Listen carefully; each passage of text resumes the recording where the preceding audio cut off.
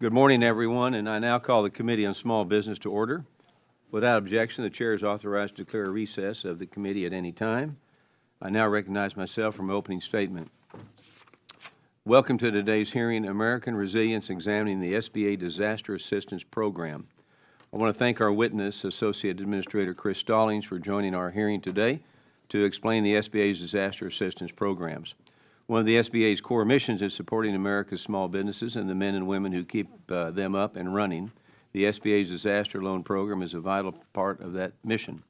It's one of the few SBA resources available to business owners and non-business owners alike. In the aftermath of a disaster, the SBA is activated to provide low-interest loans to homeowners, renters, and businesses of all sizes to help them rebuild after devastation strikes. Following a presidential disaster declaration, the SBA coordinates through FEMA to provide disaster loans to survivors. The SBA administrator also has the authority to provide disaster relief through a SBA-declared disaster after a formal request by a governor. These efforts by the SBA help families rebuild after immense loss. Whether it's repairing a small business or a home, the SBA is a critical component of recovering after disaster. Unfortunately, under the Biden-Harris administration, this program failed when Americans needed it the most. The previous administration was caught asleep at the wheel in the wake of Hurricane Helene and Hurricane Milton. On October 15, 2024, the SBA announced that it had exhausted funds for the disaster loan program for the first time in its over 70-year history. Congress was blindsided by this lapse, having little more than 1 day's notice before the disbursement of disaster loans was suspended. By that time, it was too late. The funding lapse lasted 68 days and caused an unnecessary delay in dispersing disaster loans. We must ensure that this never happens again and that transparency is returned to the SBA disaster relief.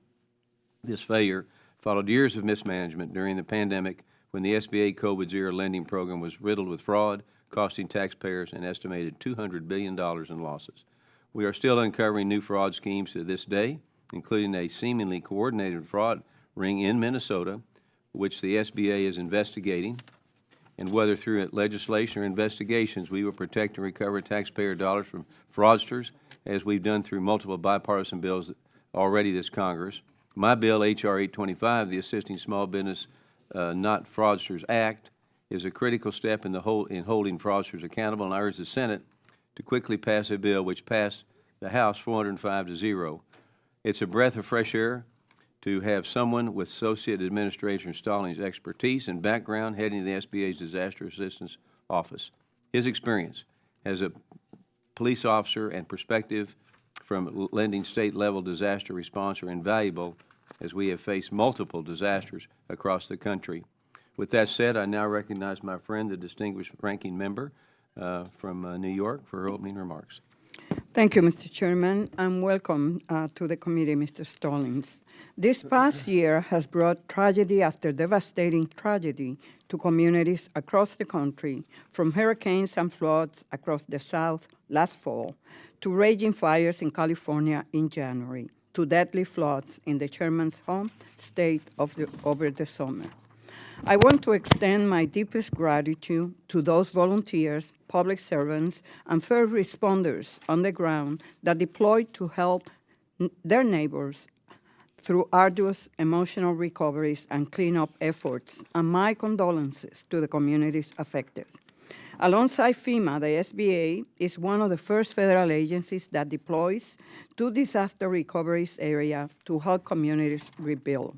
Through direct, affordable loans to homeowners, renters, nonprofits, and businesses of all sizes, the Office of Disaster Recovery and Resilience is a crucial component of the federal government's response efforts.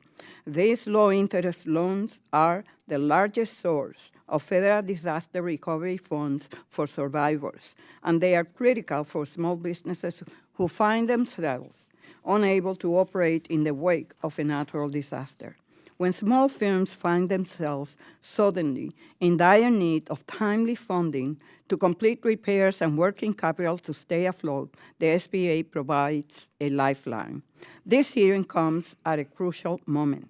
Whether you believe in climate change or not, the data is clear. Extreme weather events are becoming more frequent and more costly. This is not a hoax. it is reality. And while the continental U.S. avoided any major hurricane landfalls this year, we may not be so lucky in the future. In fact, this year we saw some of the strongest storm yet, with Erin, Humberto, and Melissa all reaching Category 5, but locally veering out into the Atlantic. Furthermore, with the backdrop of increasingly intense storm system, the Trump administration is currently planning to gut FEMA and redirect resources into a DHS that is prioritizing draconian immigration crackdowns that spread fear and division in our country. Let's be clear, if FEMA disaster response is cut significantly, it will put even more strain on the SBA disaster lending program in cleanup efforts.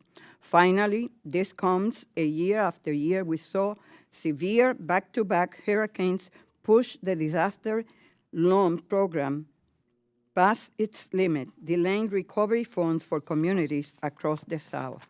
I think I speak for everyone here today when I say we never want to see this happen again. That is why today's hearing is so important. We must continue our oversight of this program and ensure that the policies and procedures in place prevent future lapses from happening. Mr. Stallings, I look forward to hearing from you about how the SBA has prepared to meet its disaster assistance mission for the next year, likely while managing multiple major disaster recovery efforts at once. I hope to work together to ensure the SBA is able to maintain its loan processing timeframes and continue funding new disaster loans to help communities affected by disaster quickly back on their feet. Thank you, Mr. Chairman. I yield back. Gentlelady yields back. I now recognize the Chairman of the Subcommittee on Oversight, Investigations, and Regulations, Mr. Alford from the great state of Missouri, for an opening statement. Well, thank you, Mr. Chair, and thank you, Ranking Member Velasquez, for holding this important hearing today. I do appreciate that you have made this a full committee hearing rather than limiting it to the Oversight Subcommittee, which we chair. I'm very grateful because the SBA's Disaster Assistance Program is one of the most important programs that we have for helping everyday Americans in every district represented here. And it's important that we recognize the fantastic work that Administrator Loeffler and the great public servants at the SBA have done to stabilize this program. This hearing is especially important for districts like Missouri's 4th Congressional District, where natural disasters are not abstract events. Floods, tornadoes, severe storms routinely damage homes and farms and small businesses across our rural district.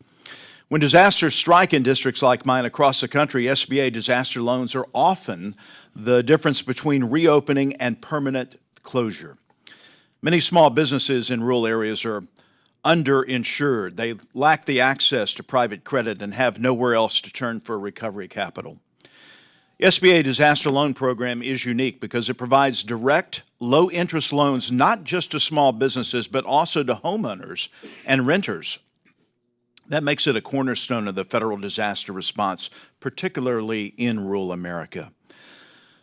Under the Biden-Harris administration, mismanagement of this program created uncertainty, delays, and even an historic funding lapse that left disaster victims waiting when they needed help the most. That failure undermined trust and put communities at risk. I saw this personally, firsthand, more than a year ago while visiting Representative Chuck Edwards' 11th Congressional District in North Carolina after Hurricane Helene devastated that region. We met with small business owners who were not getting the help that they needed. And Representative Edwards did a great job in trying to facilitate that help. The Trump administration has taken meaningful steps to restore accountability and improve disaster response. Administrator Loeffler has prioritized faster loan processing, better communication with us here in Congress, and reforms to make sure disaster funding is available when Americans need it. This hearing is about making sure those reforms continue. It is about cutting the blue tape, strengthening oversight, and ensuring the SBA delivers timely and effective disaster assistance to all Americans. A lot of times, Mr. Chair, I'm looking for meaningful ways that we can truly make a difference in our role here on the Small Business Committee. And this is one of those times where this hearing will make a difference. Thank you, and I yield back. Gentleman yields back. I now recognize the ranking member of the Subcommittee on Oversight and Investigations and Regulations, Mr. Tran, from the great state of California, for an opening statement. Thank you, Chairman Rogers and Ranking Member Velasquez, for today's committee hearing to discuss the structures of SBA's Disaster Assistance Program and ways we can strengthen federal disaster response. I look forward to working with everyone on this committee, especially my subcommittee chairman, Mr. Alford, to ensure that all small businesses can access federal support during times of emergencies. Today's hearing comes at a somber moment. Almost 1 year ago today, the January 2025 Los Angeles wildfires wreaked havoc across many parts of Southern California. These wildfires tore through neighborhoods, destroyed small businesses, displaced families, and left entire communities struggling to rebuild. For many Southern Californians, they are still rebuilding their lives and homes. But this is not the first disaster the great state of California has faced, and it will not be the last. Thanks to strong local and state leadership, including from my governor, and the resilience of our communities, we are rebuilding and moving forward. I am incredibly proud of how Californians came together during this crisis. I want to especially recognize our local firefighters, emergency responders, and disaster response officials who work day in and day out to help families in the darkest moments. Their courage and dedication saved many lives. For many of my constituents and my colleagues' constituents, the SBA's Disaster Assistance Program is not an abstract policy debate. It is the difference between reopening their doors or shutting them forever. When wildfires, floods, or hurricanes hit, small businesses and families need fast, fair, and reliable help. They need to know that disaster assistance will show up based on need, not based on politics, not based on what state they live in, and not based on who they voted for. I'm thankful that the SBA's Office of Disaster Recovery and Resilience has approved over $3.2 billion in relief for California wildfire victims and dispersed nearly $640 million to over 8,000 victims. That assistance has helped families stay afloat and given small businesses a fighting chance to rebuild. But despite this, I am deeply concerned about the growing politicization of disaster aid under the Trump administration. The president has repeatedly suggested that disaster assistance for California could be delayed, conditioned, or withheld altogether. He has publicly questioned whether Californians deserve help after disasters and has implied that aid should depend on political loyalty rather than human need. And this is not just rhetoric aimed at California. Just last week, Republican Indiana Lieutenant Governor Micah Beckwith sounded the alarm that the Trump administration threatened to withhold federal funding if state lawmakers did not comply with political demands over mid-decade redistricting. Those statements are reckless, harmful, and cruel, especially to communities already facing trauma and loss. Let me remind my colleagues that disasters do not ask if you are a Democrat or a Republican or an independent. Wildfires do not stop at county lines or at voter registration rolls. When disaster occurs, the federal government has a responsibility to respond quickly and fairly. Federal disaster assistance should never be used as political leverage or punishment. When aid is delayed or threatened, real people suffer, small businesses fail, and public trust erodes. At the same time, we are seeing warning signs across the federal disaster response system. The SBA works hand in hand with FEMA, yet FEMA is facing staffing cuts and repeated calls from President Trump and Secretary Noem to eliminate the agency altogether. In fact, the president's budget for fiscal year 2026 proposes more than $60 million in funding cuts to FEMA. It's also requested $0 to supplement FEMA's disaster relief fund that Americans rely on to recover from major disasters and fails to acknowledge its $8 billion deficit. That would be a devastating mistake. Weakening FEMA only puts more pressure on SBA programs and leaves disaster survivors with fewer resources and longer wait time for help. So far this year alone, we have seen more than 35 major disaster declarations across the country. From wildfires in the West to floods in the South and Midwest, the need for disaster assistance is growing, not shrinking. And with another hurricane season next year, we know the demands on SBA's disaster programs will only increase. Mr. Stallings, today I want to hear clearly from you. I want to know how the SBA is ensuring that disaster assistance is delivered based on need and urgency, not politics. I want to understand how your office is preparing to meet the rising demand with limited resources. And I want reassurance that the small business owners in places like Los Angeles can trust that they have the help that they were promised that will arrive. Because restaurant owners who lost everything in a wildfire, or the family businesses trying to reopen after a historical flood, and the communities still rebuilding months later, delays are not just frustrating, they're devastating. Disaster recovery must never be partisan. The federal government must be fair, transparent, and focused on helping people rebuild their lives. I look forward to your testimony. Thank you so much, and I yield back. Gentleman yields back. I now will introduce our witness. Our witness today is Mr. Chris Stallings. Mr. Stallings is the Associate Administrator of the Office of Disaster Recovery and the Resilience at the U.S. Small Business Administration in Washington, D.C. Mr. Stallings leads the agency's effort to assist small businesses, homeowners, renters, and communities in recovering from disasters. Prior to his work at the SBA, Mr. Stallings served as Director of the Georgia Emergency Management and Homeland Security Agency, as well as Director of the Georgia Department of Public Safety's Dignitary Protection Unit. Mr. Stallings has also served as Vice Chairman of the Georgia Board of Homeland Security and is a graduate of LaGrange College. I want to thank you for being with us today. We look forward to your meaningful conversation. And before recognizing Mr. Stallings, I'd like to remind you that your oral testimony is restricted to 5 minutes in length. If you see the light turn red in front of you, it means your 5 minutes have concluded and you should wrap it up. If you keep talking, I'll hit you with the gavel, okay? And then you really got to stop, okay? So I now recognize you, sir, for your 5-minute opening remarks. Thank you for being here. Chairman Williams, Ranking Member Velasquez, members of the committee. Thank you for the opportunity to testify today on behalf of the U.S. Small Business Administration. My name is Chris Stallings, and I serve as the Associate Administrator of SBA's Office of Disaster Recovery and Resilience. I bring nearly 2 decades of emergency management and public safety experience to this role. Before joining SBA, I served as the Director of the Georgia Emergency Management and Homeland Security Agency, where I helped lead statewide responses to disasters including the COVID-19 pandemic and Hurricane Helene. I've stood on the front lines of some of our nation's most challenging events, where communities were destroyed, small businesses devastated, and families left wondering how they would rebuild.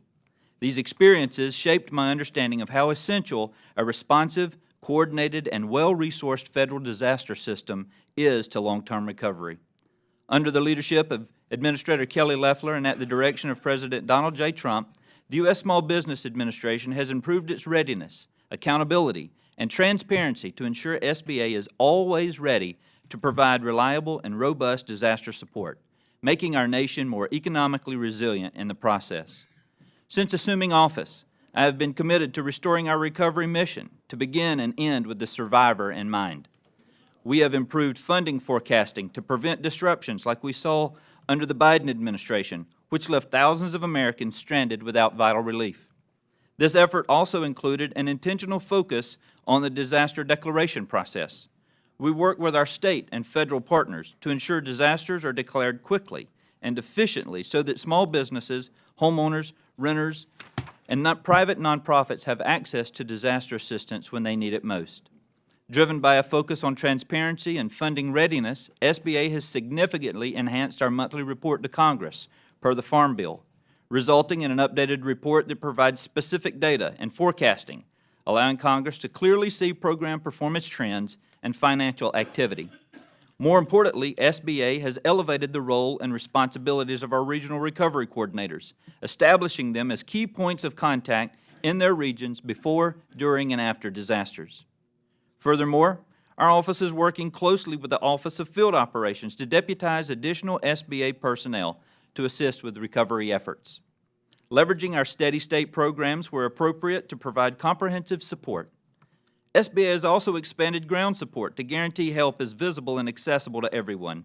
Through listening sessions with state emergency management leaders and SBA's Office of Rural Affairs, SBA has bolstered our recovery efforts to rural regions, including deploying mobile recovery vehicles and portable loan outreach centers to deliver disaster assistance no matter how remote the location. In July, we entered a policy that prohibited the SBA from providing disaster relief to faith-based organizations. This policy change removed an unconstitutional restriction, ensuring religious entities have equal access to disaster relief. SBA also reintegrated the disaster lending function back into our office. Since January 20th, 2025, the SBA has approved 27,996 disaster loans, totaling over $4.7 billion. This represents a 64% increase over the same period in 2024. Following the wildfires in Los Angeles, the SBA deployed 189 personnel to support recovery efforts, with 12 of those staff still on the ground today.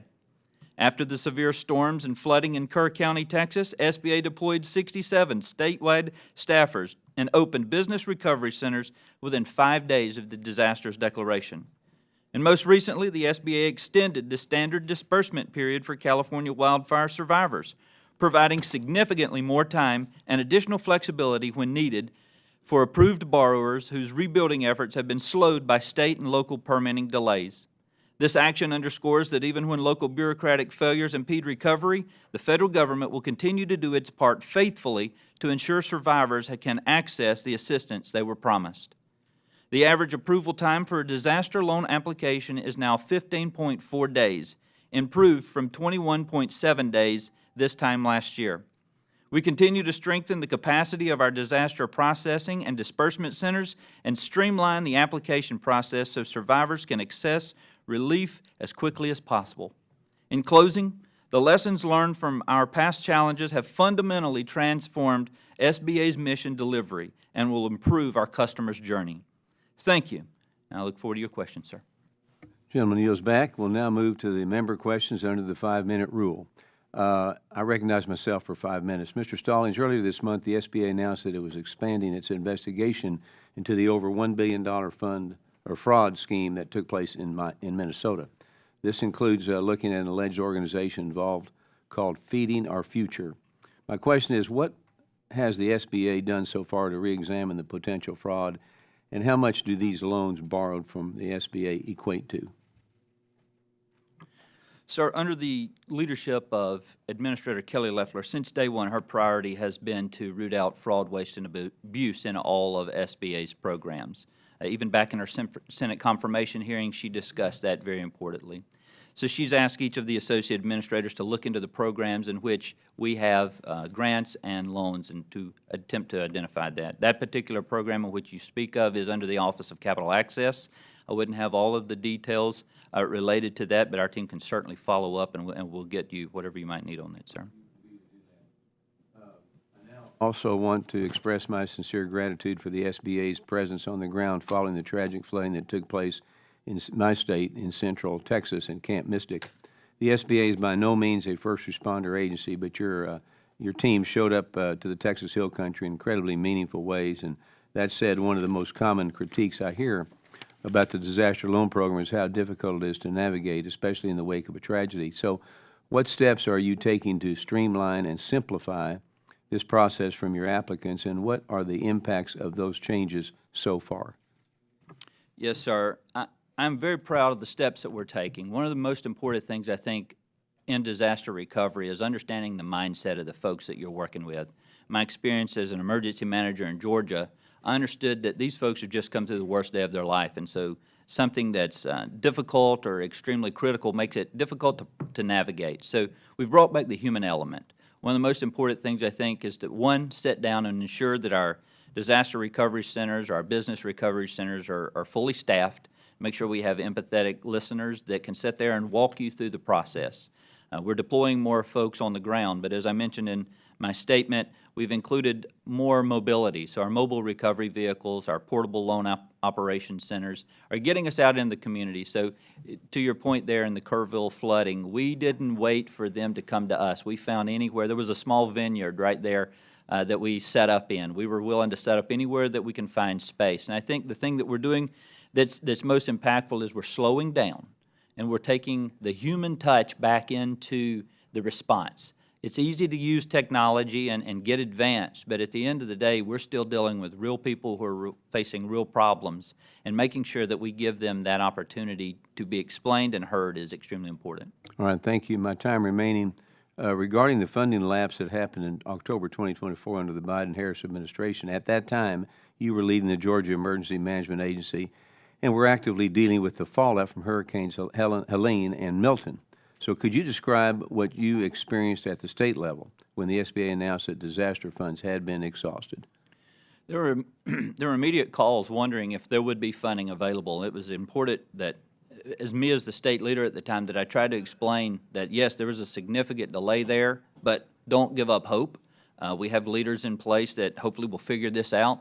But it cast a significant amount of doubt in Georgia. I can speak solely on behalf of Georgia there, and I saw it throughout the region there that were impacted by states. I was talking with some of my fellow emergency managers there in Region 4, and we were trying to explain to our folks that were, again, facing the hardest times of their life what it would look like without having any type of federal response and recovery efforts, and that funding, as mentioned, how important it is to these small businesses and homeowners, renters that they can recover.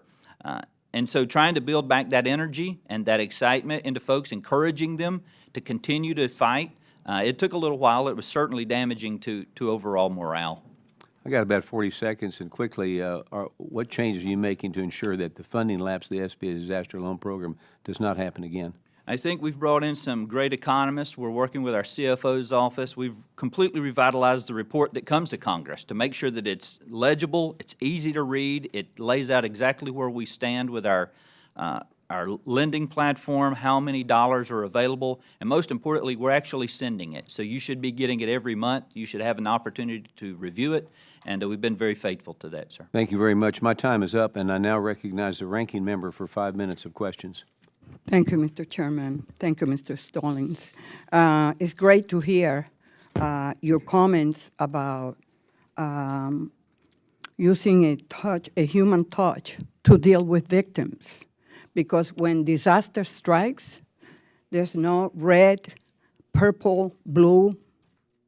We are all Americans, and the federal government must deploy all the federal assets to help people recover.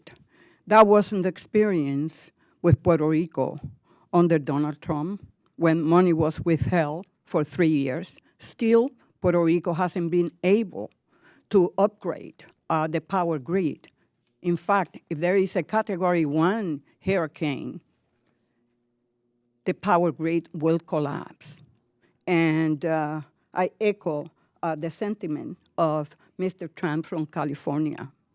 You know, to say that we're going to withhold federal resources at a time when people are going through very distressful emotions, it just beneath any office, public office that you hold. Mr. Stallings, in the wake of last year's lapse in disaster appropriations, the OIG determined that SBA's forecasting methodology hasn't been updated in 15 years.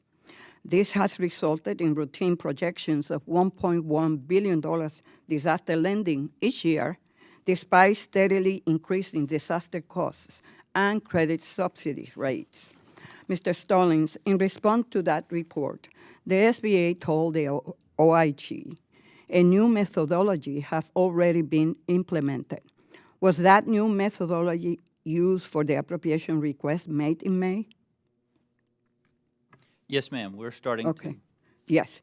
So what assumptions were used to determine the $143 million? So what we did is we brought in our CFO and economist. We also brought in meteorological partners to give us analog years so we could look at what years we could expect. We pulled last 10-year averages.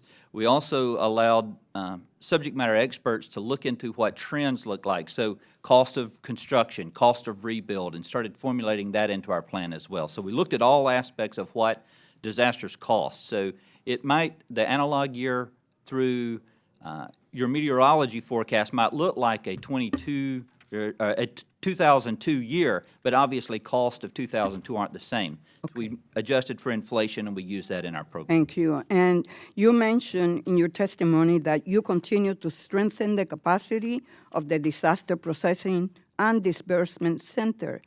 But monthly reports show that the office staffing has decreased 45% from 1,207 employees last December to 667 in November.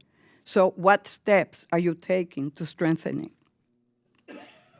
So we've just went through a process of recognizing position descriptions, PDs, if you will. We've started reevaluating those, making sure that the job descriptions and the employees that we have do more than just one job. So just because we had a bunch of folks didn't mean necessarily we had a lot of stuff going on. Okay.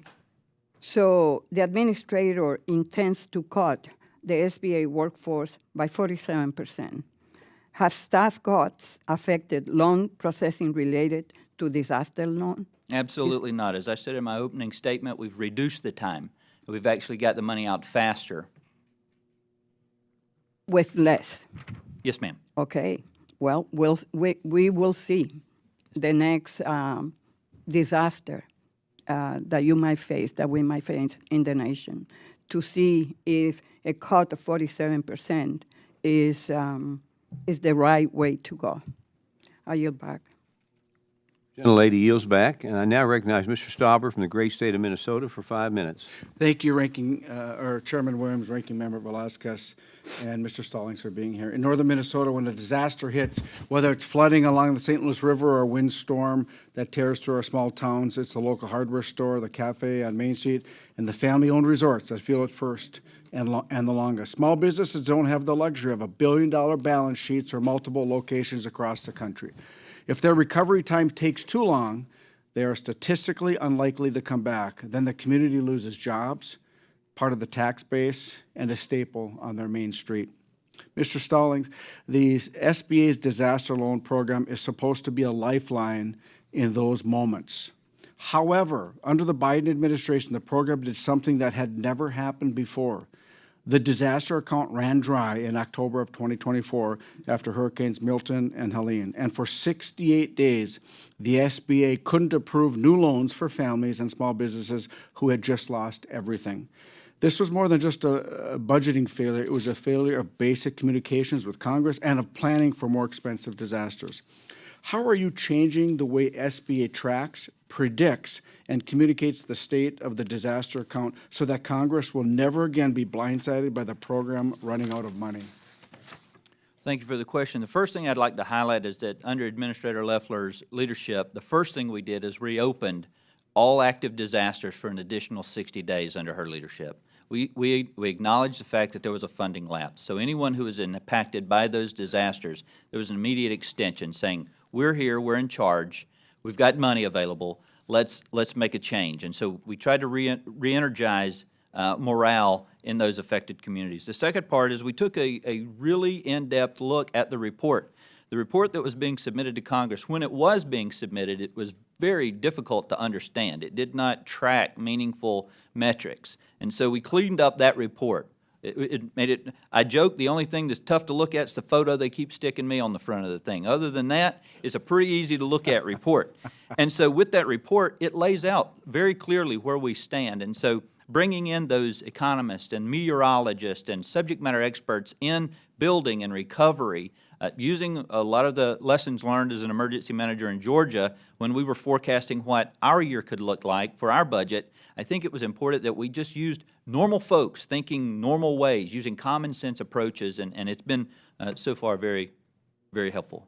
Thank you. Mr. Stallings, there's still a dark cloud hanging over SBA's disaster program due to mismanagement of COVID-era funds. In the rush to get money out the door, over $200 billion, that's with a B, in idle and PP funds are now suspect of fraud or ineligible payments. The GAO found that nearly two-thirds of the fraud referrals SBA sent to the Inspector General didn't even contain enough usable information to investigate. Since joining the SBA under this administration, what has been the biggest challenge you found in the SBA's disaster program as it was left by your predecessors, and how has that influenced your priorities for improving it? So I think one of the challenges that we're facing was the speed and inaccuracy of the deployment of funding. I think there was just a rush to get funding out the door, and so with that, there wasn't always the thorough investigation of who was getting it. Our team has taken it very seriously through the programs that we operate and our internal controls to make sure we're going back and confirming ineligibility or eligibility requirements. And so through that, we found a lot of program dollars that have individuals that were ineligible, should have never gotten the money in the first place. And so we've been getting recoupment processes. Our Shuttered Venues Operating Grant program is a prime example where we are sending out letters and demanding repayment or proof of eligibility. Are you receiving the payment back? We've started receiving some voluntary funds back and then some recoupment dollars coming back as well. We have outstanding letters right now for folks, and those that refuse to respond will be referring to Treasury. Can you give us one reform you've already implemented that will make it easier and faster for disaster victims in rural communities to get a loan approved and dollars in hand after the next disaster? I think the biggest thing that we've done is we've incorporated a lot of our field office into that as well. We've got a lot more folks that are understanding our disaster program. We're working very closely with our Office of Rural Development, and the first call I took from emergency managers around the country as the new director was a series of rural listening sessions with rural states saying, how can we better serve you? How can we better get these processes into your hands? I think the human element, we get our team on the ground very quickly. That's extremely important. We try to get out there within 3 business days or 3 days of the disaster happening. Whether it's the weekend, it doesn't matter, holidays, we're on the ground. Even through the shutdown, we were responding. Mr. Stallings, you're a breath of fresh air. Thank you, and I yield back. Gentleman yields back. I now recognize Mr. McGarvey from the great state of Kentucky for 5 minutes. Thank you, Mr. Chairman. I want to pick up on something that Mr. Stauber left off with when he talked about the COVID-era funds and what happened with the inaccuracy and the amount of fraudulent money that went out. I do just want to point out that that happened under the first Trump administration when COVID actually hit the United States. And so the guardrails were taken down by the Trump administration. The OIG came and testified in front of this committee that it was the Biden administration that put the guardrails back up. Now, here's the thing. I actually am not here to point fingers or cast any blame. I think there are mistakes that have been made under administrations of both parties. And I think when we talk about COVID and we talk about those things, a lot of what we did actually kept small businesses who were terrified afloat. But this committee does a better job, I think, Mr. Stallings, of dealing with things that impact small business on a bipartisan basis. And so I wanted to correct that for the record. And I hope we can continue to make sure that small businesses have what we need and that we are doing it in the right way. And that's where I want to pick up with you.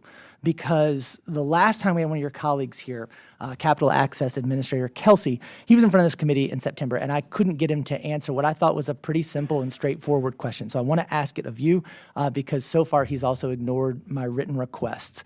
And that is, the Disaster Processing Center in the Office of Capital Access shed 196 employees this year. Were these jobs transferred to your office or another department, or were they simply eliminated entirely?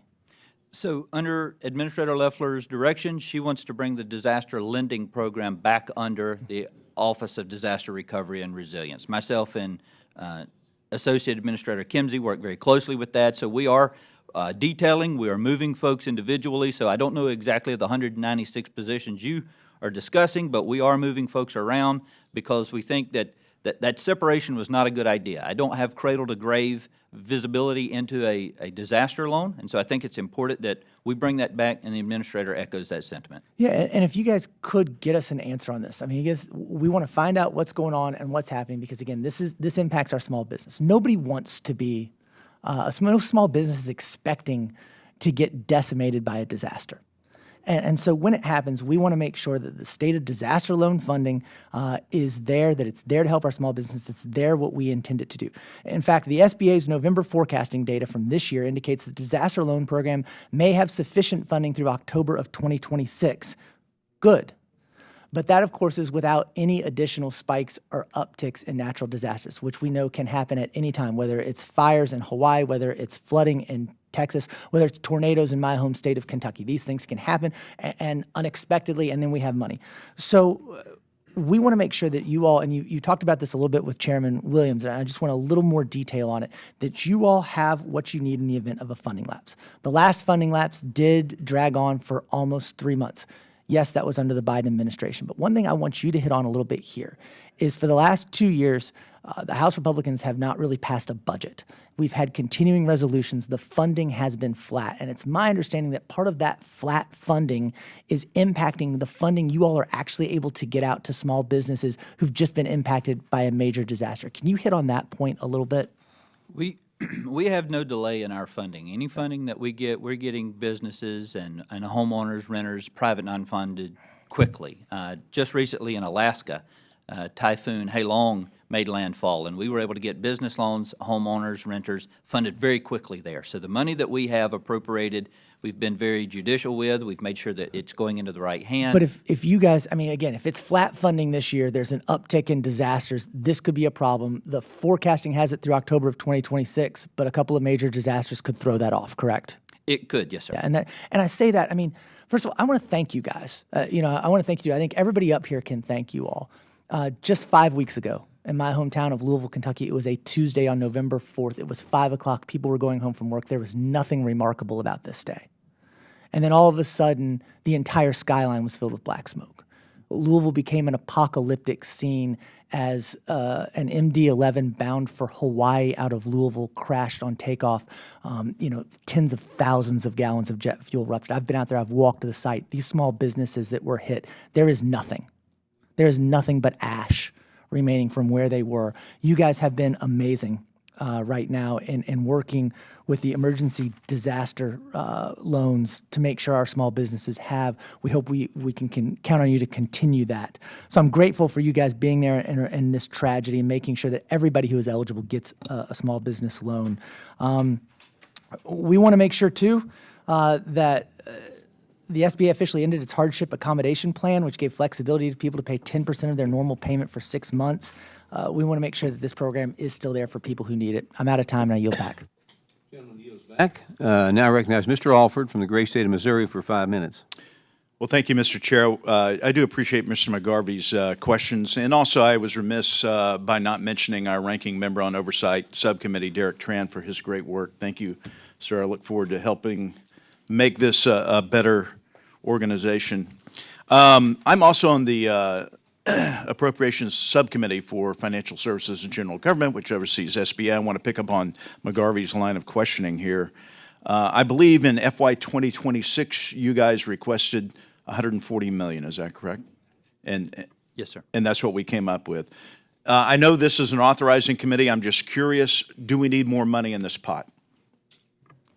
At the current time, no, sir. I think our projections are, but we can't control Mother Nature. Right. Nature As we does- saw with Helene in October 2024, there was no one thinking that a hurricane would hit North Carolina and do the type of devastation that it did. Yes, sir, that is correct. And yet we do have procedures in place where we have special funding coming through the appropriations process. Chairman Cole has made it very clear that we are going to take care of the American people. Yes, sir. So should something come about, we will try to make that happen to where we can cover those in need. What steps have you already taken to make sure disaster victims receive assistance in a timely manner, and have you implemented any changes to better serve rural communities? Yes, sir. I think one of the things that we've done is we've kind of done away with the OR principle that was founded in our Process and Disbursement Center. One of those OR principles was after someone has put in an application and we were trying to reach out, we would reach out via email, or we would reach out via text, or we would reach out via telephone, or we would try to send someone by. And we've done away with that because there's a 3-day window that if someone didn't reply, we automatically withdrew them thinking they might not want our assistance. Well, until you've put yourself in a a survivor's mindset, you can't understand that. So we've taken away the or and we've made it an and. So you're going to try every way you can to get a hold of somebody, making sure that you've given them the amount of time necessary. The second part, and something I'm extremely proud of, one of the first things I did is we have a lot of folks that have never been on a disaster scene. So we've implemented a disaster training program where every single employee that works in disaster, who's never been on a disaster scene, has to deploy. They have to sit down across the table from a disaster survivor. They have to hear their story. They have to see the tear streaks through the mud on their face. They have to experience walking through a community and hearing the stories of the disaster and how much we need to rebuild.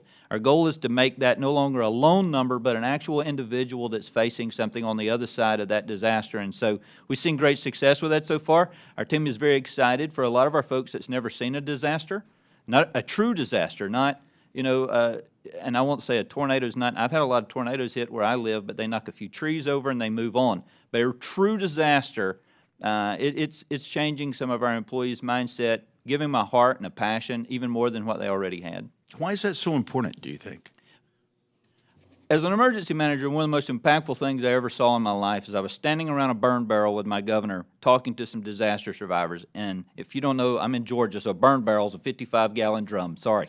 And so we were standing around this burn barrel. It's a January tornado. We're trying to stay warm. And I didn't realize at first how we were getting a fire in this barrel. I just knew there was a barrel that was on fire, and we were warm standing there talking. And all of a sudden I looked over, and I realized the homeowner was tearing parts of their roof that was laid in their front yard off the side of their house, and they were feeding this fire with parts of their home to try to keep us warm because they knew we were there to help. And I thought in that moment, the folks that are here to try to help somebody, we're still being served by folks who have a genuine heart. Our rural communities have a genuine heart. They need our assistance. And I thought in that moment I would do anything I could to recover that person. I saw the same thing in Kentucky. I saw these things, and I talked with these folks, and to me, getting folks to understand that it's a real-life person facing a scenario they didn't volunteer to be in, bringing that human element back to them, making sure that they have the opportunity to recover, get their life back to normal as best we can help them, it's a passion, sir.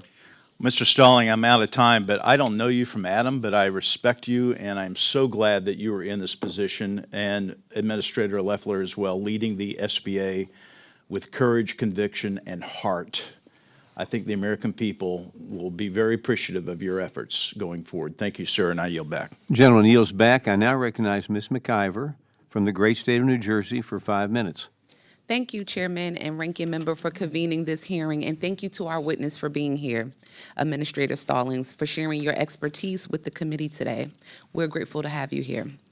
The SBA's Disaster Assistance Loan Program is a critical lifeline for our communities, providing direct, low-interest federal loans that businesses, homeowners, and renters rely on to repair or replace property damaged or destroyed by disasters. Today, the SBA is managing more than 100 open economic injury disaster loan declarations, a responsibility of enormous scale and consequence. I have seen the human impact of that responsibility clearly in my district.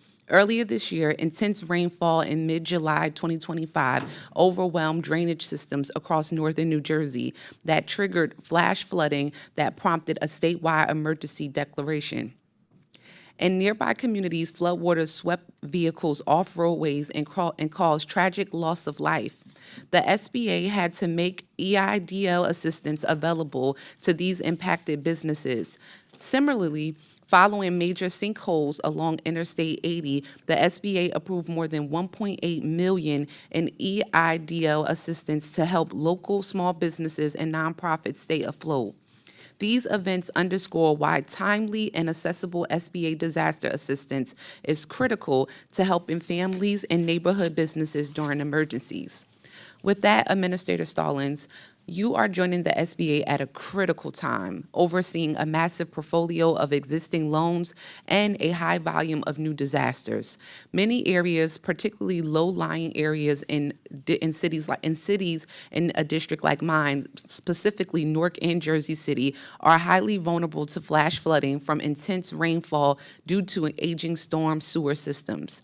How is the SBA actively updating its physical damage assessment protocols and business recovery centers center outreach models to effectively serve small businesses in dense urban areas where water damage is largely caused by infrastructure backup and street flooding?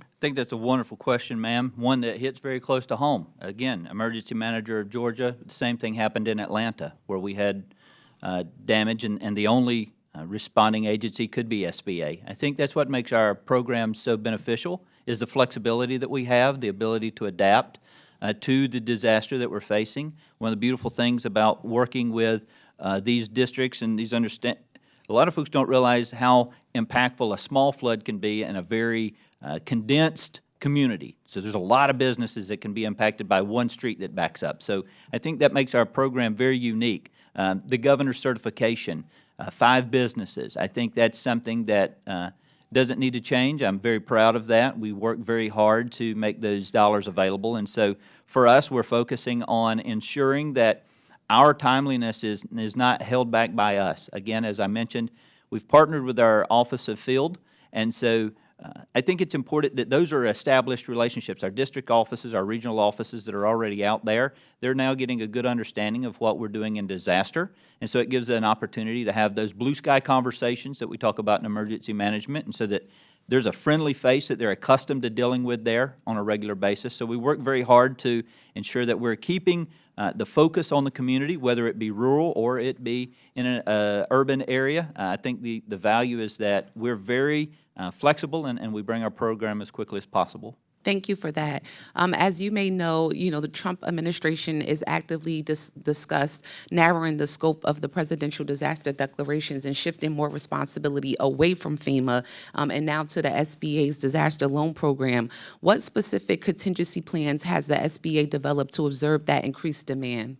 So I think it should be noted, and I made a couple notes for myself because I wanted to be accurate, but in fiscal year 25, FEMA declared 143 disasters.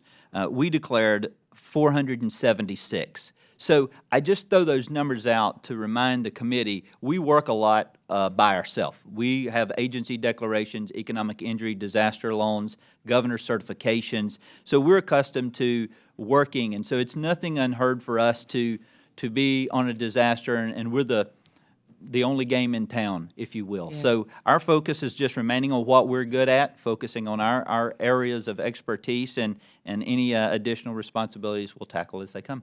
Thank you so much, Administrator Stallings, and thank you once again for being here. With that, I yield back, Chairman. Gentlelady yields back. I now recognize Mr. LaLota from the great state of New York for 5 minutes. Thanks, Chairman. Mr. Stallings, how are you, sir? I'm doing well, sir. Good. Before joining the SBA, you led Georgia's Emergency Management and Homeland Security Agency, is that right? Yes, sir, that's correct. And for how long did you serve in that I capacity? was there for 4 years, sir. In that role, you dealt firsthand with communities hit hard by major disasters and helped deliver help quickly? Yes, sir, that's correct. And now you're serving as the Associate Administrator for SBA's Office of Disaster Recovery and Resilience, is that correct? Yes, sir, that's correct. So when we're talking about whether the SBA is ready to respond to the next storm, you're probably the right guy? I am well prepared, I would think and hope. We would think as well. Yes, That's why sir. we invited you here. My Long Island district is a coastal one. We get hurricanes, nor'easters, and increasingly intense flooding. In August of 2024, flooding hammered my district and the small businesses there, and just a few inches of water wiped out inventory, equipment, and weeks' worth of revenue. And though when the water finally receded, many of the problems that it brought with it remained. Nationwide, my staff's research indicates that after disasters, about 25% of businesses don't reopen, and up to 90% can fail within 2 years. From your experience in emergency management, what are the make or break first steps after a disaster that determine whether a small business can make it back on their feet?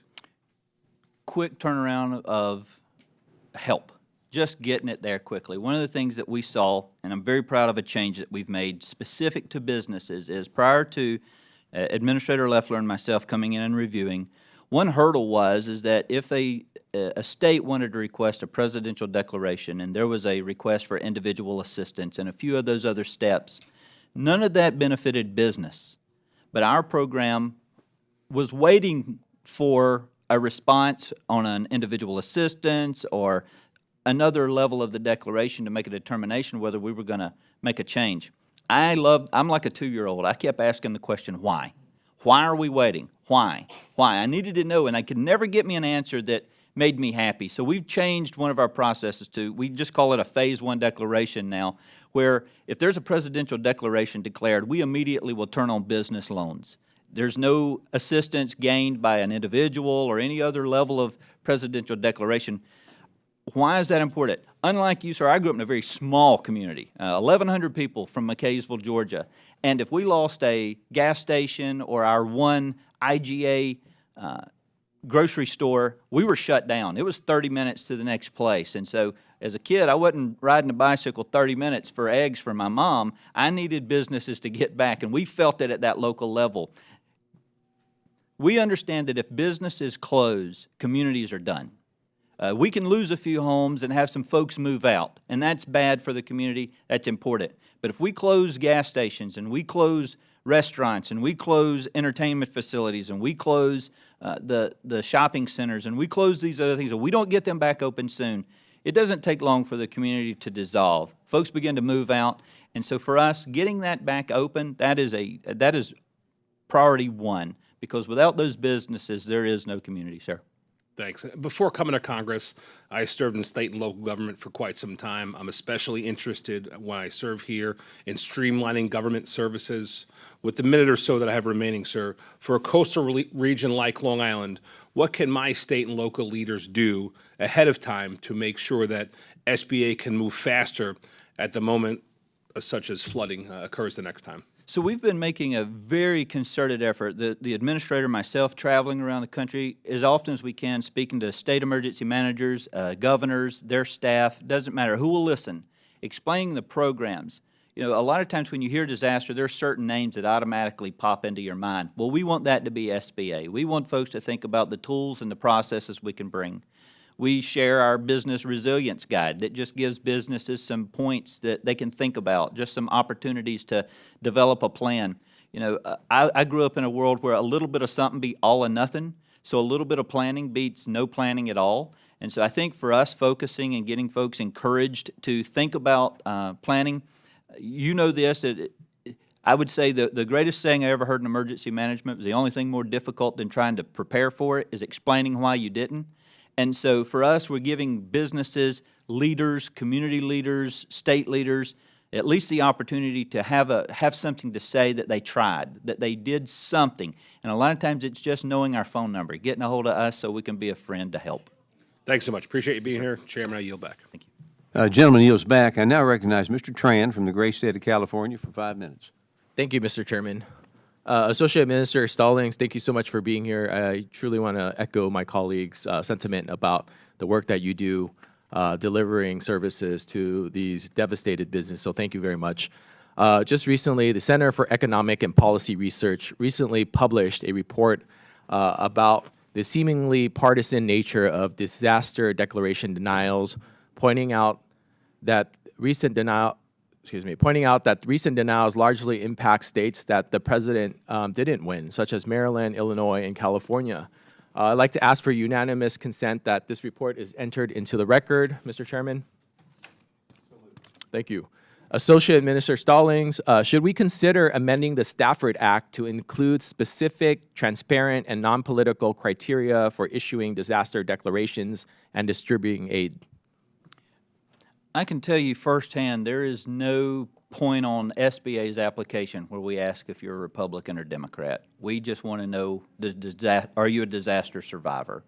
I think for us, the focus is getting into those communities. If you look, our program is very user-friendly. I mean, we've come in, as you mentioned earlier, we've done $3.6 billion worth of approved lending in California.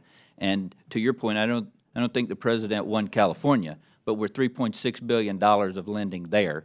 And so I think the fact that our program focuses on disaster survivors. We walk into a community, we don't care who you voted for, we just want you to know that you've faced the hardest day of your life, and we're empathetic to that. We're reasonable, we're here, we've done everything we can. We've learned some valuable lessons where we could be better, but we're working very hard. I do appreciate that, and I just recently learned that my governor submitted some supplemental requests. Do I have your word that you're going to take a look at that and make sure that Californians get the funding that they need for the disaster that they're suffering from? If we get supplemental requests, we just sent a whole team back out to California recently, sir, just to explain our programs yet again and walk folks through.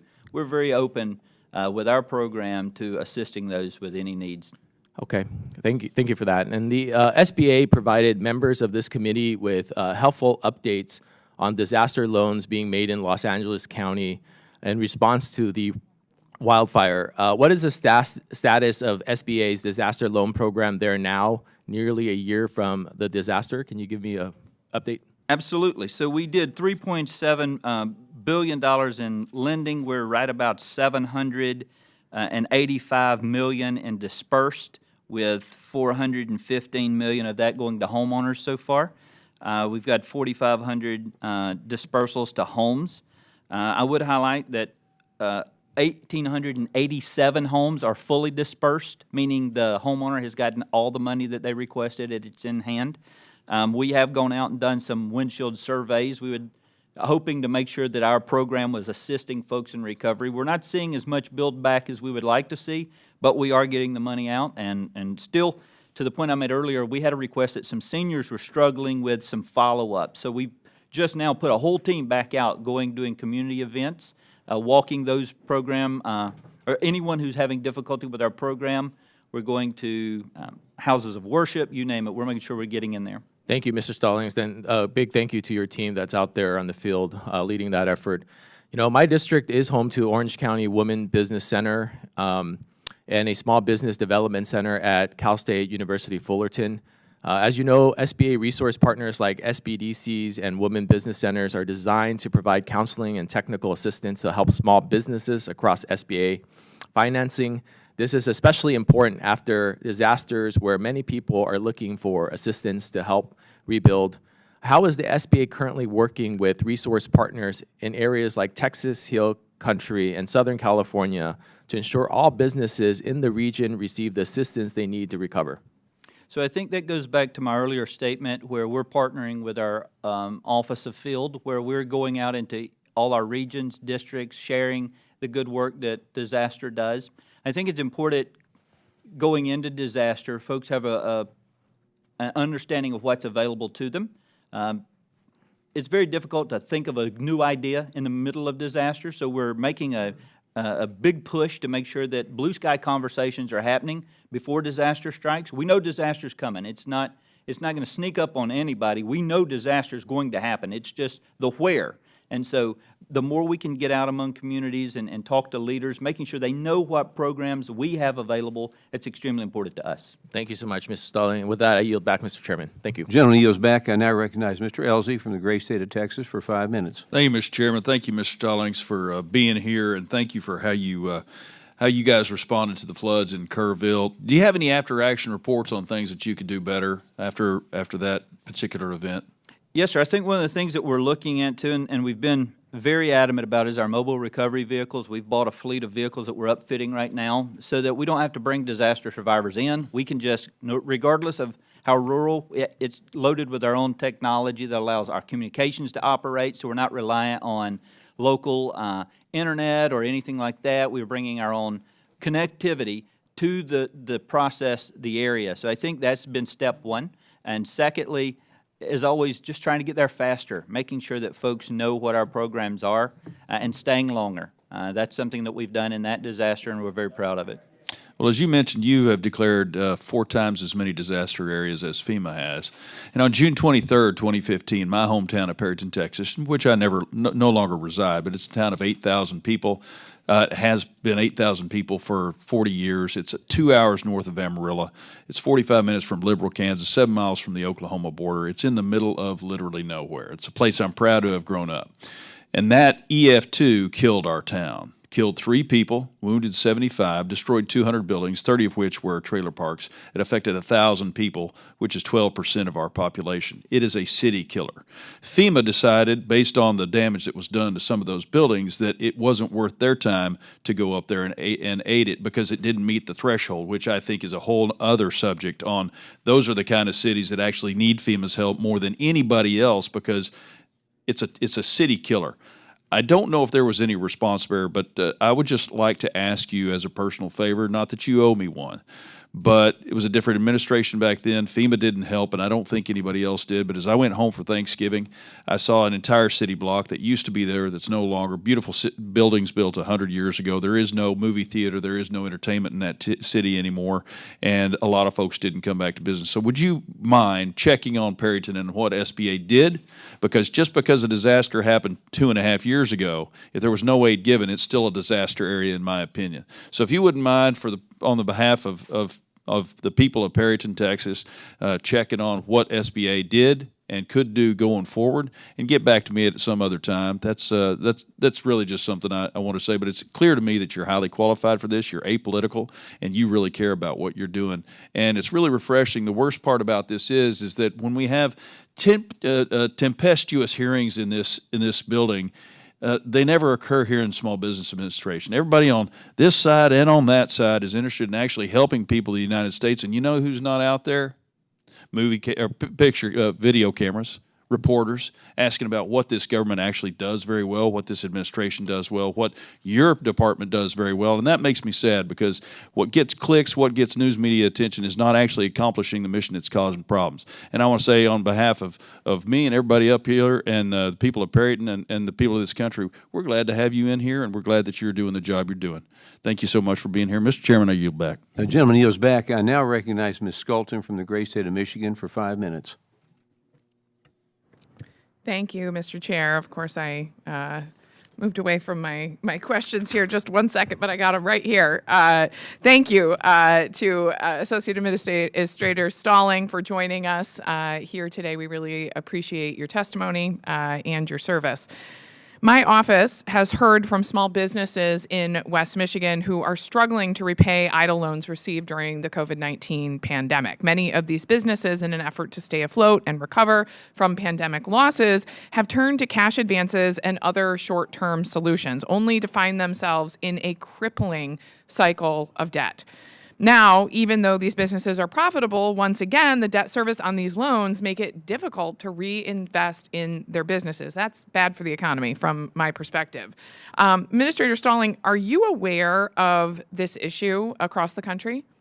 Yes, ma'am. I'm aware that we are having businesses that took idle loans that are having difficulty. Having difficulty paying them back. How widespread is this challenge that you're seeing? You say you're hearing about it. How much are you hearing about it? And are you tracking in a quantifiable measure either the amount of outstanding debt, how much it's costing to service it, number of businesses impacted, et cetera? So what we're hearing is that, unfortunately, a lot of folks thought that maybe at a stroke of a pen we were going to forgive these economic injury disaster loans, in which there was no indication from the beginning of that was going to be the case. Sure. And so I think a lot of folks put them on the back burner, thinking that they wouldn't have to pay it, or at some point they wouldn't be owed that. So they've let interest accrue. They've allowed payments to go behind.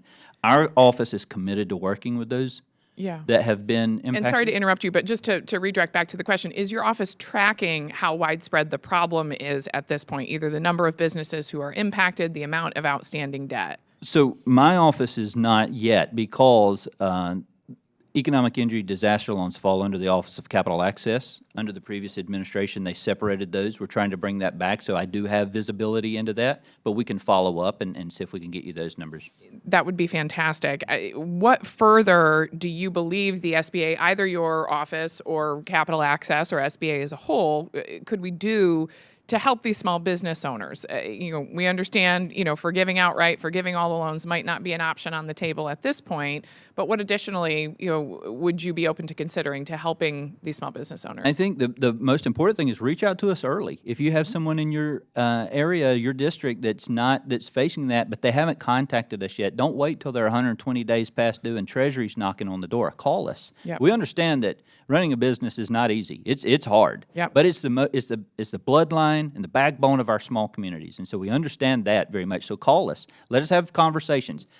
The beauty of our programs are they're our programs. So if we can get creative and help a business change something, restructure a loan, look at it a different way, we're more than willing to work that well. Thank you. I appreciate that. According to a recent report in April of this year, a memo from OMB stated that FEMA officials are recommending denial of all major disaster declarations for snowstorms. This would be deeply problematic in a state like Michigan, where I can tell you we're shoveling about 6 inches a day at this point. And a devastating ice storm in March caused over $300 million in damage across northern parts of the state. It was devastating, leaving thousands of homes and small businesses without power for weeks. Communities are still reeling from the damage of this storm months later. Administrator Stallings, if FEMA ultimately follows through on its proposition to deny major disaster declarations for snowstorms, how will the SBA step in to ensure communities across Michigan have the resources that they need when winter storms cause such destruction? So for us, man-made or natural disasters are something we deal with. As I mentioned in those numbers earlier, we respond to a lot of disasters that FEMA will never rise to their threshold. And so as we face those challenges, snow is one of those difficult disasters. We had ice storms in Georgia.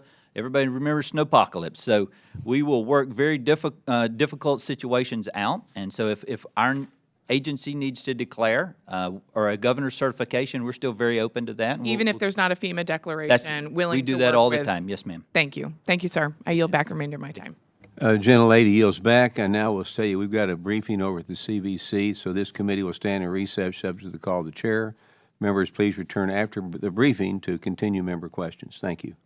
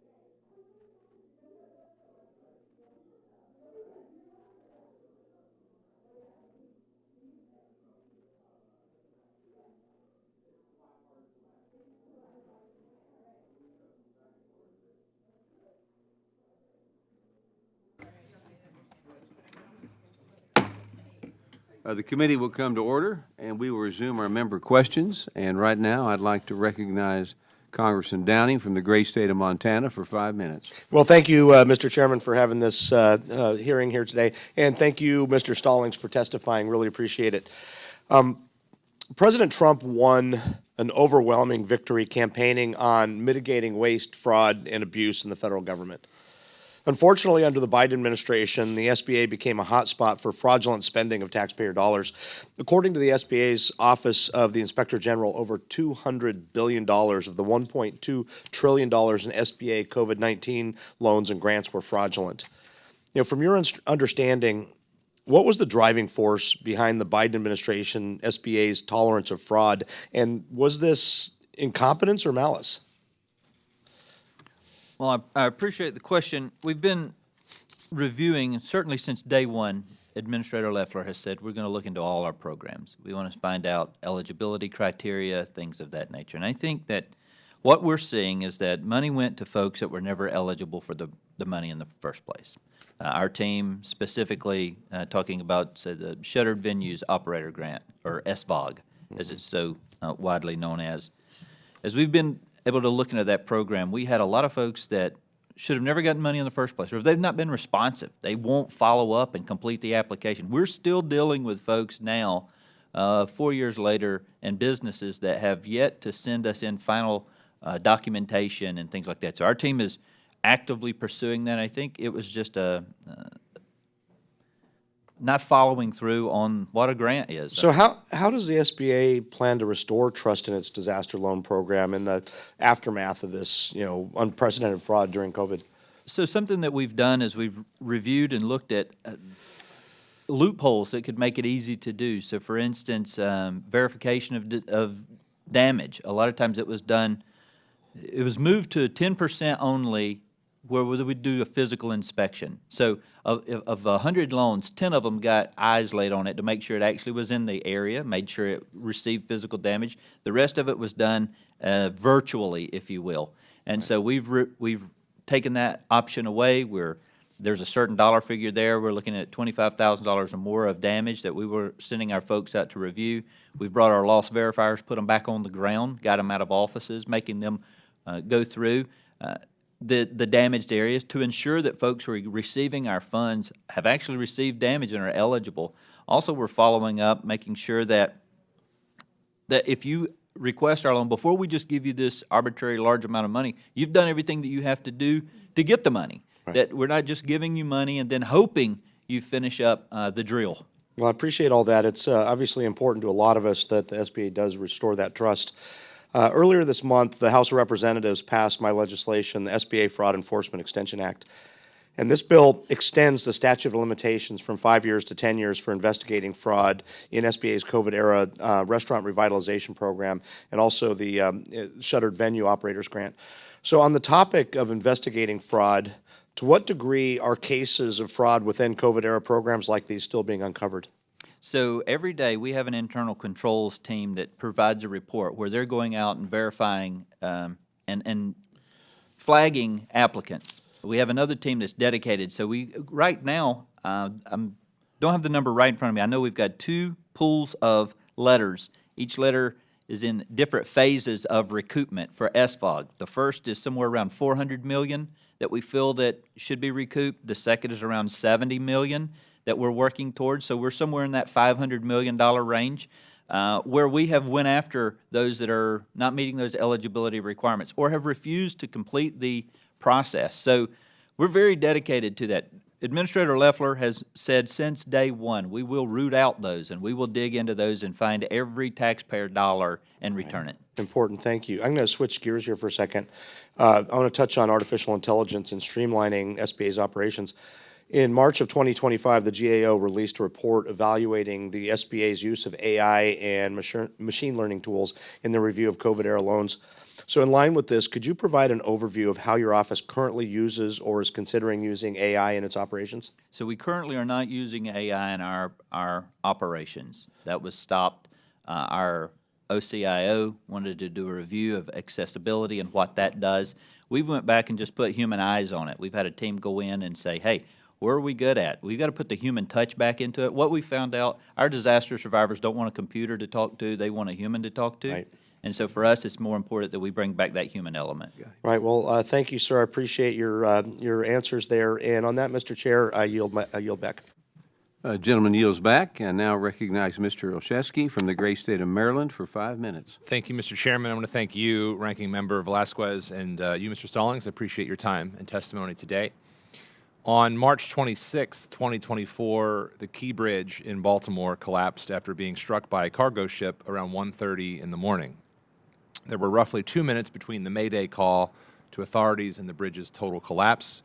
We lost 6 construction workers that day, all of whom were described as humble, hardworking men, all of whom left behind spouses and children. At the time of the collapse, I was Baltimore County executive, and with community partners and government leaders, we united quickly to deliver help and healing in this incredible time of need. One of those partners was former President Biden, who addressed the nation within hours of the tragedy.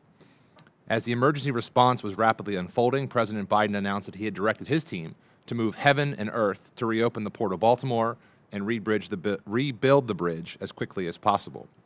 He informed Congress of this intention for the federal government to cover the full cost of reconstruction.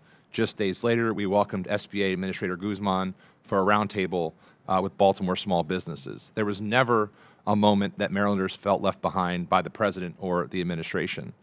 Unfortunately, we've had a different experience in Maryland under this administration, who has not only directly threatened to cancel funding for the Key Bridge, funding that is law, but has also abandoned our state in the wake of other disasters.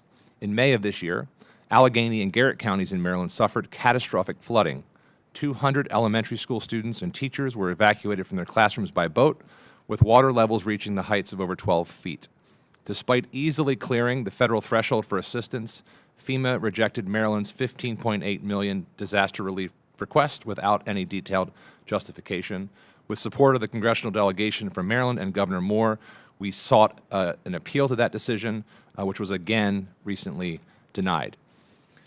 In the wake of all that, FEMA's denials have hurt working Marylanders and have weakened their trust in government. I do, however, want to thank you, Mr. Stallings, you and your partners at the SBA for being present and offering small business loans and nonprofits economic injury disaster loans. These loans can help provide support for businesses and the need for working capital caused by disaster, even if many of the small businesses did not suffer any physical damage. So I do want to thank and acknowledge you, but I want to say that that is in sharp contrast to our experience with FEMA, and sadly, not a word from President Trump, who the hardworking people of Allegheny County supported for the White House by a margin of 40 points. One resident told the New York Times they thought President Trump would, quote, take care of the little person. So I'm just worried that the statements by inaction in other agencies, I know you're not responsible for FEMA, but I worry about the connection between FEMA and small business and the message it's sending to American and Maryland communities that we cannot rely consistently on federal support when disaster strikes. In moments of our greatest need, I worry that Marylanders are being punished for living in a Democratic-led state. I hope that's not the case, but the actions are concerning. 2 questions for you today. First, Mr. Stallings, is the Congressional Research Service has concluded that cutting FEMA aid will grow the demand for disaster loans, since SBA will need to step into that gap and address unmet needs. What level of concern do you have about the added strain on the disaster loan program and the impact that could have on your program's budget? I would say SBA is well positioned to handle any additional assignments that the president chooses he wants SBA to handle. Administrator Loeffler has given us resources and capabilities. We have great surge hiring potential. We have a great reserve pool of individuals that we regularly inquire about their readiness and their state of ready. We are doing a lot of training. We're developing our team. We're expending resource allocations on new technologies and ways to get out into more rural parts of our country, as well as work in those urban environments. So I think SBA is well positioned, and we're very proud of the program we operate. I hope that's the case, and let us know if you ever feel that won't be. And then I also know that in the case of Western Maryland, a lot of folks ended up having to go through Tri-County Council and credit unions that were offering 0% options. I wanted to just ask about interest rates quickly, if I can. The interest rates on SBA disaster loans, as I understand it, is based on an SBA determination on whether or not the applicant can access credit elsewhere.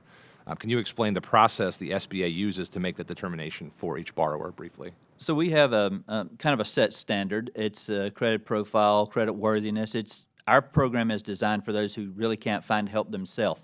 But also remind everybody that we also have to take care of the banks, the local banks and community banks. So we can't undermine them by coming in and giving everybody a rate that maybe that would undermine their business. I often say everybody loves free water except the person that sells water for a living. We have to take care of all parts of the community as we respond. Yeah, and I appreciate that. And again, I appreciate your presence in Maryland. I hope that the rest of the administration follows your lead, and that we get back to serving and meeting the needs of all that. With that, I yield back, Mr. Chairman. Thank you. Gentleman yields back. I now recognize Mr. Finstead from the great state of Minnesota for 5 minutes. Thank you, Chairman Williams. Merry Christmas to you all. And Chairman Williams, thank you for that great reception last week. Appreciate the cheer that was spread. I really appreciate you holding this hearing today. In my home state of Minnesota, small businesses have suffered, and too many have been forced to close their doors because failed policies have allowed criminals to wreak havoc. We have a widespread fraud epidemic that is just crippling our state government. Minnesota Governor Walz, his incompetence has put a spotlight on our state by enabling this rampant fraud across federally funded state-administered programs. Thankfully, Administrator Loeffler has recently ordered investigation into the state of Minnesota and pledges to hold those responsible for these schemes and outright crimes. And we really appreciate that help. Mr. Stallings, during the pandemic, many small businesses across southern Minnesota and across this country utilized the Economic Injury Disaster Loan Program administered by the SBA. However, we have had many reports that there were fraudulent actors who abused these programs during the Biden-Harris administration for their own economic gain and outright crime. Given the lack of action on fraud and this and other programs administered by the SBA, what policies has the SBA put into place to ensure that moving forward taxpayer dollars are directed to those who truly need them? So we're taking a more in-depth look at the application, the applicant themselves, ensuring that they meet all our regulations. I think one of the things that we got away from was the oversight because of the speed in which we attempted to move at. And we leveraged technology and thought technology was going to be the answer. And the reality is in disaster, I've never been around a disaster that a criminal didn't find a way to take advantage of. And we have to know that going into the disasters that we operate. I spent the first portion of my career in public service as a state trooper, and so I spent a lot of times doing investigations. I understand what you have to look at, the questions you have to ask, and the rocks you have to flip looking for the places you have to go. So we're taking that mindset, looking at how do we change our perception of the applicant, not that they're good or bad, but are you truly eligible? And if that means slowing down just a little bit to confirm eligibility on the front end, what we've seen is it's cutting out. We put some stipulations in place, and I don't have the numbers right off. I know in our first month in January, by critiquing some of our programs, OCA reported out almost $400 million in fraudulent applicants that they had identified that we needed to start looking at through the disaster loan program. And so I think for us, it's slowing down. You know, yes, you want to be told you're getting your loan in a hurry, and I get that. But at the same time, we want to be accurate. I use maybe a poor analogy, but when I was a state trooper standing on the firing line, I couldn't miss fast enough. It did me no good to just get rounds downrange if I never hit the target it was intended to hit. So slowing down makes me accurate, and that's the mindset we're going into. Thank you for that, and thank you for your commitment and your focus on this fraud issue. You know, $400 million that was caught, that's $400 million that could have went to our small, struggling businesses, excuse me, all over this country. And so they're really, you know, these fraudsters are preying on the goodwill of the taxpayers of this country. And these are well-intended programs that we're working our tail off on here to make sure that we can fine-tune and deliver, to your point, as quick as we can. But knowing that there is crooks out there that are taking advantage of us. So it's great to hear your focus. How has your experience been with cross-agency communications? So, you know, a lot of times we'll hear in the news, Minnesota, we're starting to see it, that, you know, the USDA isn't getting the data from the state, so we don't know if the Social Security numbers are good or if this person is getting benefit A in this state and also that same benefit in state B. Give me your experience or your take on how agencies are working together. So coming from state government, that was something I knew was going to be a hurdle. I had trouble as a state director sometimes getting information from my federal partners. So coming in, something we've done is, I've been very adamant. I've went and sat down. I've made the calls. I've made the trips over. I didn't expect them to come and want to become my friend. I went and became their friend. We're working on our MOUs to make sure we're swapping our data equitably, making sure that we have those conversations. You know I'm a trusted partner. This is what I'm here for. We're moving.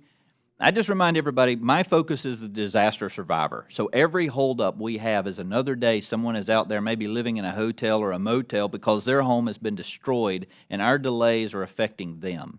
As long as I keep the focus on the disaster survivor, I think it's also reminding other partners that's all our focus, and it's making our relationships work. Appreciate that, and I stand ready and continue to be available to work with you as we really get to the tip of the spear on this fraud and make sure it doesn't happen. Thank you, Mr. Chair. I yield back. Jim O'Neill's back. I now recognize Mr. Cisneros from the great state of California for 5 minutes. Thank you, Mr. Chairman, and Mr. Stallings, thank you for being here. Many times I've said in this room during other hearings that it would be great to hear from somebody from the SBA who actually works there on many of the issues that we're talking about. So thank you for being that person today, and thank you for taking time to answer these questions. So I appreciate combined efforts to support the effort to rebuild Los Angeles following the wildfires last January. Earlier, you shared $785 million has been dispersed. That's about 22% of the $3.7 billion you have shared that has been approved.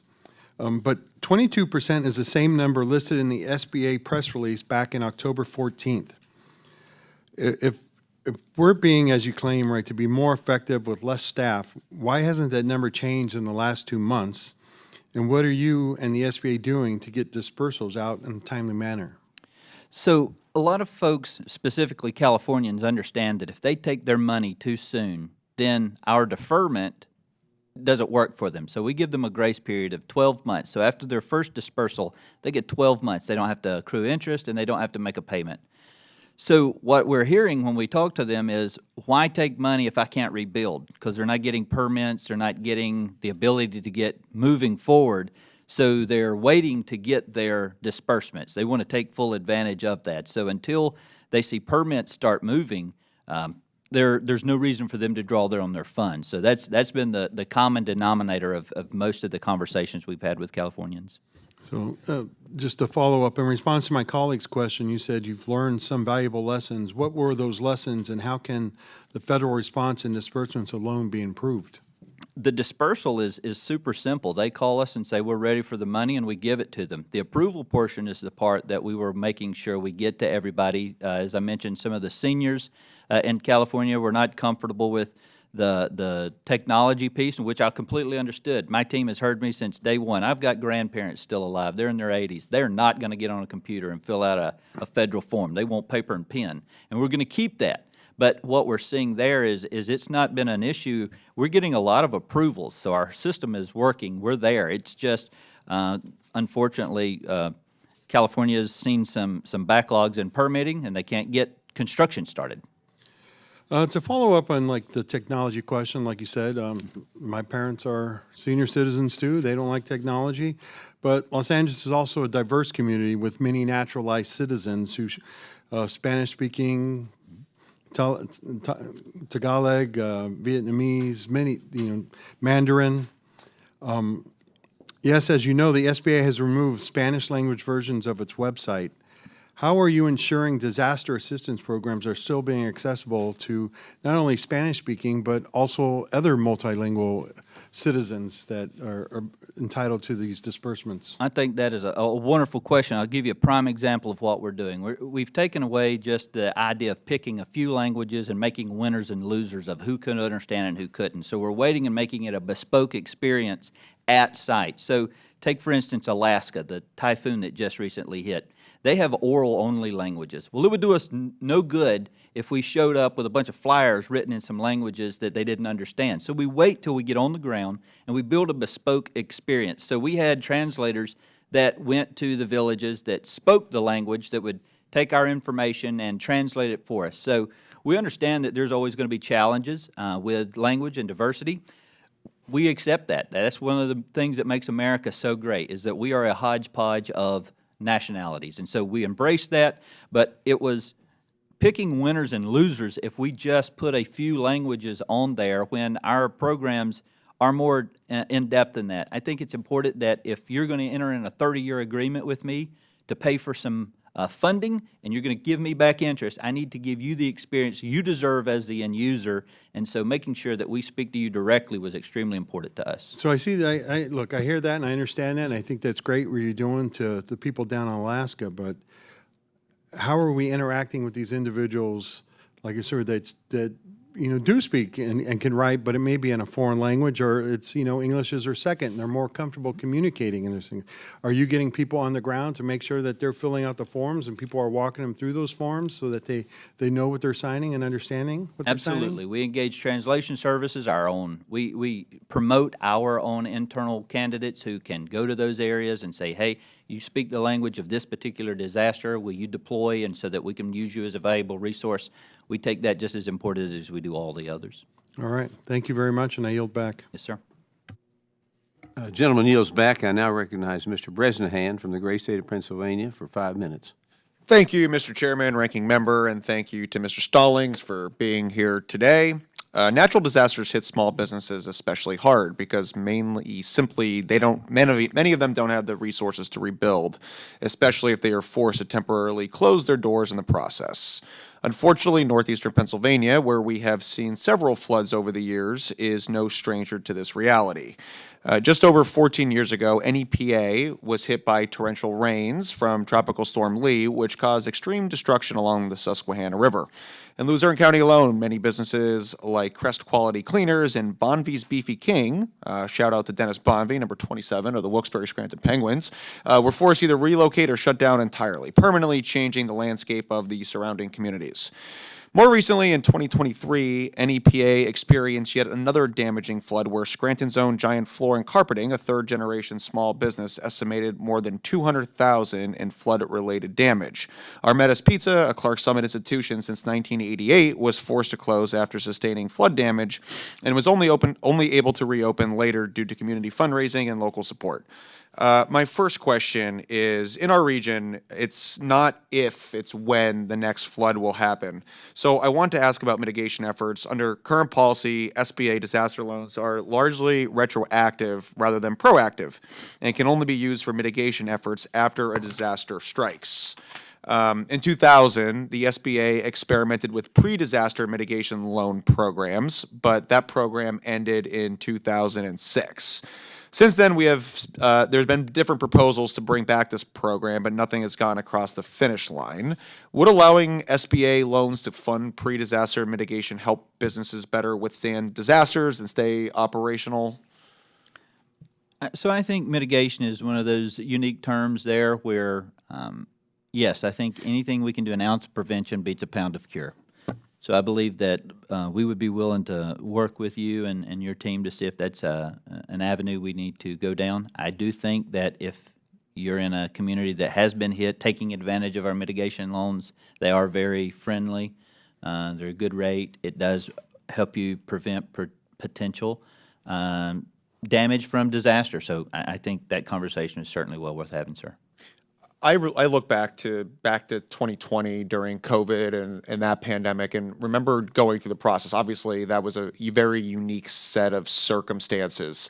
But I remember trying to coach other entrepreneurs and other businesses, other subsidiaries who were working through the process. But I remember being on hold with the SBA for 4, 5, 6 hours before they can get clarity. Also, how quickly the program evolved and how it changed to the payroll applications as to when different things could be applied. So I remember specifically for the PPP element, a lot of companies weren't eligible to operate or even function during the entire shutdown, but still had the expectation to provide the payrolls to the employees that weren't working. So I guess my question would be, obviously we never want to go back to COVID-19 pandemic ever again, but how could we be better should a situation like that unfold? So the first thing I would like to highlight is the work of our call center. We have made a significant change. We canceled some contracts, and so you won't be put on hold. Our answering rate now is through the roof. Our customer service and our customer response is 96% approval and growing. We understood that. That was something I heard is, yeah, once you get somebody, you get a lot of information, but getting somebody. So I'd like to highlight the work under Administrator Loeffler. That was a flip. We canceled contracts. We've consolidated teams. We've got a great call center, so we're working on that. To the second part of your question, I think that I go back to the answer I gave earlier, slowing down a little bit, making us accurate. I think that there were teams that maybe were ineligible, but as you've seen, I'm sure, the flexibility of our programs, the way we can look at things a little differently than maybe some of the other federal family programs because it's our program and it's a loan. We give it a little more flexibility. I go back to Alaska. We just recently changed a policy that allows subsistence camps eligible expenditures, so four-wheelers and things like that are real-world needs for these folks. So I think partnering with us, talking to us in advance of some things is something we'd love to do. We love engaging with our members of Congress because you bring us situations maybe we haven't thought of. And so opening up that opportunity to be there and be responsive, I think the flexibility of our program is what makes us so great. Well, certainly looking forward to continuing this relationship. And with that, I yield, Mr. Chairman. Chairman yields back. I now recognize Ms. Simon from great state of California for 5 minutes. Thank you, Mr. Chair.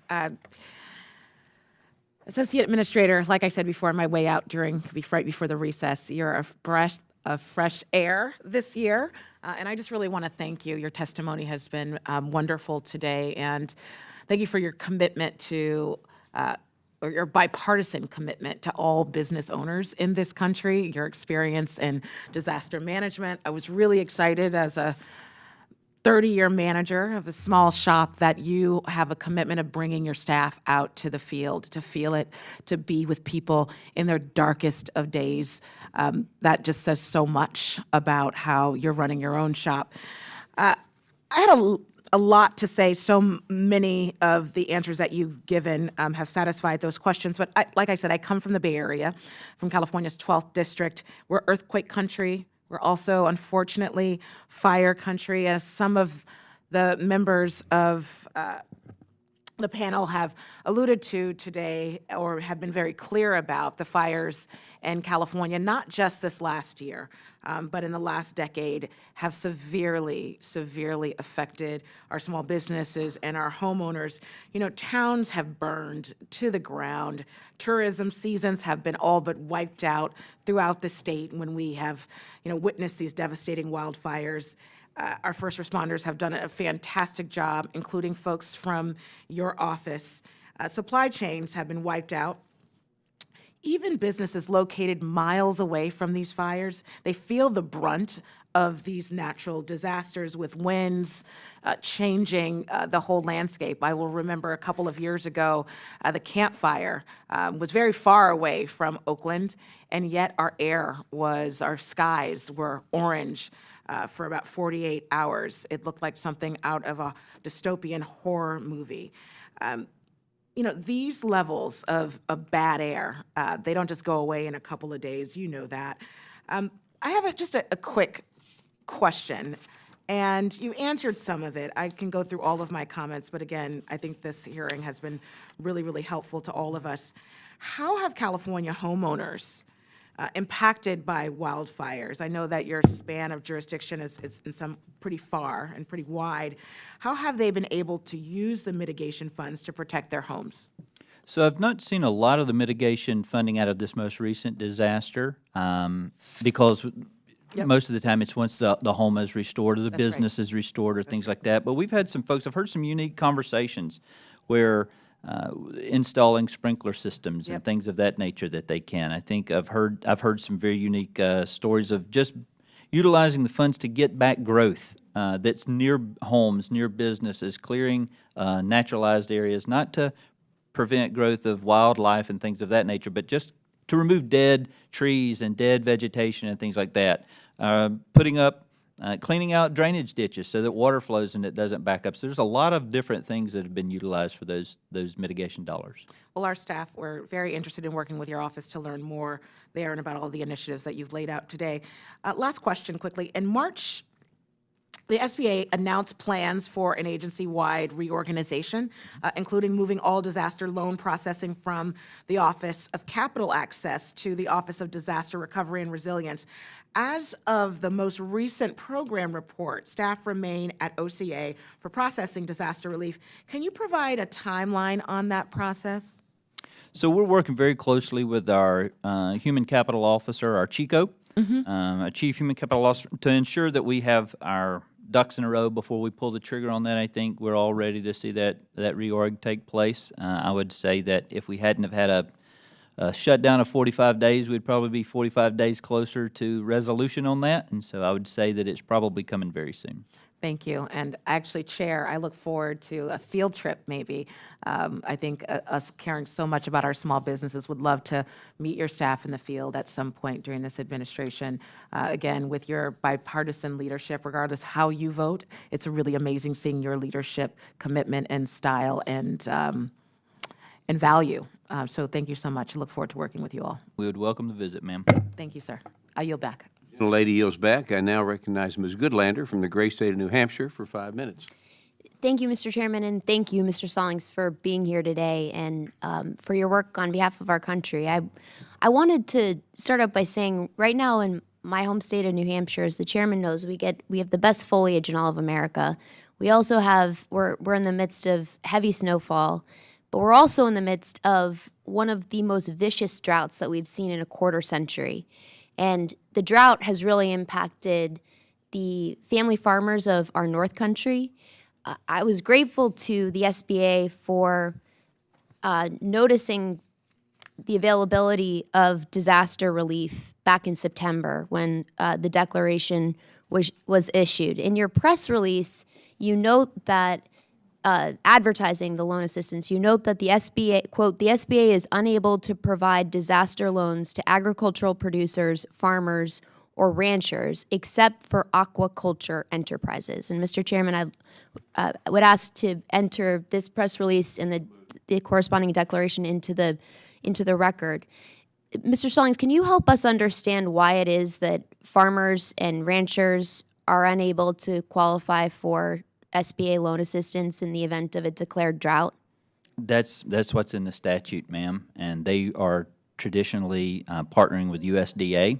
Now, if it is a USDA declared disaster, we can come around and support the small businesses that support those agriculture experiences. So you've got a farmer that maybe has 15 tractors that he normally services at the local John Deere dealership, but because of drought, he's not utilizing those tractors. Well, that John Deere dealership feels the impact of that agriculture loss. We can support them with an economic injury disaster loan to help support that John Deere dealership, but unfortunately, we can't. That's a USDA disaster deck that would cover the loss of the crop. So we support the businesses that wrap around those businesses. As a matter of fact, the USDA is our #1 declared disaster partner every year. And so we work very closely with them, and we love our relationship with USDA. Well, I would be grateful to work with you and your team to make sure that I'm giving the best and clearest information to family farmers who just don't have the bandwidth to hire an army of lawyers to help them sort through exactly how they access the federal funding that is theirs, and would welcome you to the North Country of New Hampshire. It's a beautiful place to come, and we would welcome you there anytime. You mentioned in your written testimony that through the Office of Rural Affairs, which is an office I care about deeply and really look forward to seeing that office be expanded and elevated within the SBA, you mentioned that you've deployed mobile recovery vehicles and portable loan outreach centers.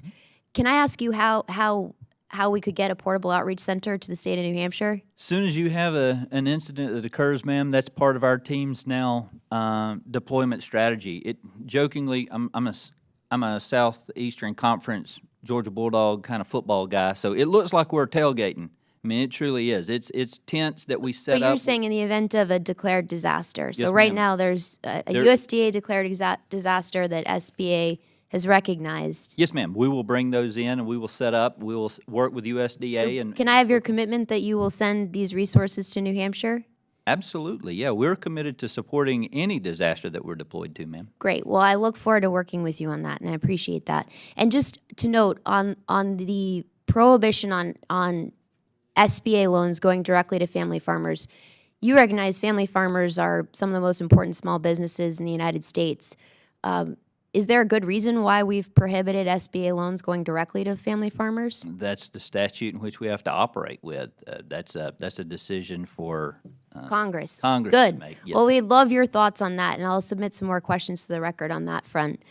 In my remaining time, I wanted to thank you for submitting these very helpful monthly reports, which I have benefited from, and I know our committee has. I noticed that these have not been made available on the SBA website. Is that something you could commit to doing moving forward? We've had that discussion. I'm not sure it's something that, with it being ever-changing and it's not easily digestible, you understand it because you get the report every day. I think that we'll have those conversations. I can't commit to you right now that we will just automatically put our report online, but we can continue discussions on it. Good. Well, I think there were good reasons why previously those reports were made public. I believe deeply sunlight is the most powerful disinfectant, and the public should know where, American taxpayers should know where their money is going. So we'll look forward to working with you on that front. And with that, I yield back, Mr. Chairman. The gentlelady yields her time back, and I'd like to thank the witness today for your testimony and for appearing before us, and especially with the little interruption we had. Without objection, members have 5 legislative days to submit additional materials and written questions from the witness to the chair, which will be forwarded to the witness. I ask the witness to please respond promptly. If there's no further business without objection, the committee is adjourned.